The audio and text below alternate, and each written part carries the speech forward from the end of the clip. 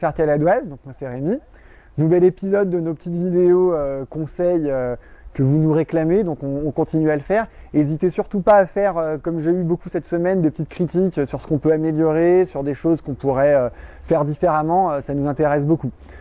Bon, petit point météo, il fait super beau, on a envie de filer au jardin. Bon, on est vraiment au tout début de la saison de printemps, donc le choix va faire qu'augmenter durant tout le mois de mai, enfin le mois d'avril d'abord et le mois de mai en apogée.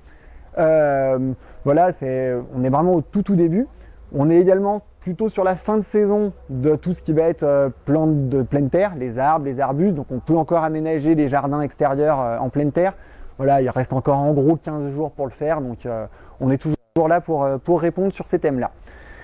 Aujourd'hui, j'avais juste envie de vous présenter quelques petits articles, alors plus ou moins connus. Il y en a que vous allez certainement reconnaître, d'autres qui sont peut-être un petit peu moins classiques.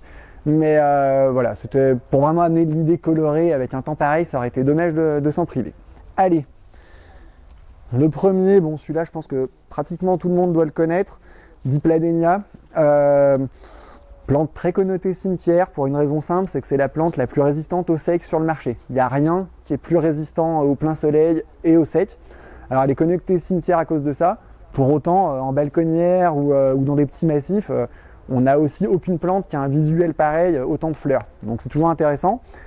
On a un prix qui est fixe, il y a beaucoup de promos, c'est une plante qu'on voit souvent en promo à des prix souvent très bas. Nous on est parti sur un prix fixe à 4,50 € pièce et 20 € les 5, donc en gros 4 € l'unité dès qu'on dépasse 5. Voilà. Un petit peu moins connu, même si ça commence à être une plante bien vendue, le Gora. Là-dessus on est sur une vivace à fleurs, donc qui revient d'une année sur l'autre, vivace, qui va monter sur des hauteurs d'à peu près 1 mètre et qui en fleur absolument tout l'été. Donc c'est assez rare d'avoir des vivaces qui ont cette caractéristique-là. Plutôt à mettre dans des grands massifs parce qu'elle a un gros développement, mais on peut l'utiliser aussi dans des grosses potées fleuries. Donc c'est très intéressant de ce point de vue-là. Hop, ça c'est pareil, moins connu, mais ça commence à bien prendre. Géranium citron. Donc bon, il n'y a pas d'odeur à la caméra, mais c'est un géranium très odorant, alors répulsif à moustiques. Il va fleurir blanc. Et en fait, on a toute une gamme de géranium odorant. On en a à la cerise, à la menthe, à la rose. Enfin, il y en a vraiment des tonnes. Je crois qu'on a 10 ou 12 parfums là-dessus. Donc, c'est assez original et ça permet vraiment d'apporter quelque chose de nouveau et d'original dans balcon, pot, éventuellement même dans des petites terrasses d'intérieur. Enfin, c'est très facile à cultiver. Hop.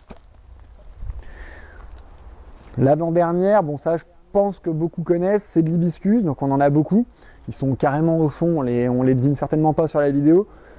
Plante à fleurs tout l'été, qu'on peut parfaitement garder d'une année sur l'autre, à condition bien sûr de la rentrée l'hiver. Voilà, donc c'est très intéressant. Hop.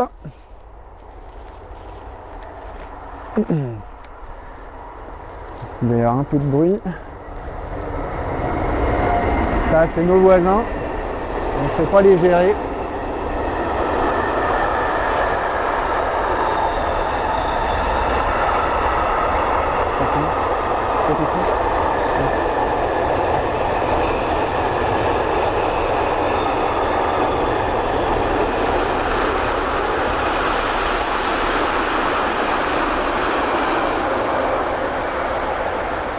Bon, jusque-là, on avait eu plutôt de la chance sur les vidéos, on les évitait les trains, mais bon, c'est ça, on peut pas choisir. Allez, la dernière, et après je vous laisse, c'est du Dipladenia, mais pour vous montrer qu'on peut le décliner en beaucoup de tailles. Pour le coup, là, on perd vraiment l'aspect cimetière. On est vraiment sur du très décoratif, pour des terrasses, pour des aménagements très fleuris. Donc voilà, et ça, par exemple, pour titre d'indication, ça vaut 35 €. Donc ça reste relativement...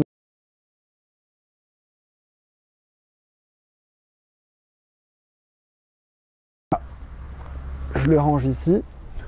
Bon, je m'excuse pour la petite session un petit peu bruyante de tout à l'heure. Sachant qu'on a encore plein d'autres choses que je ne vous ai pas montrées, il y en a trop, ça durerait trop longtemps et voilà. Je vous remercie de m'avoir écouté, je vous souhaite une bonne journée et on espère vous voir ce week-end.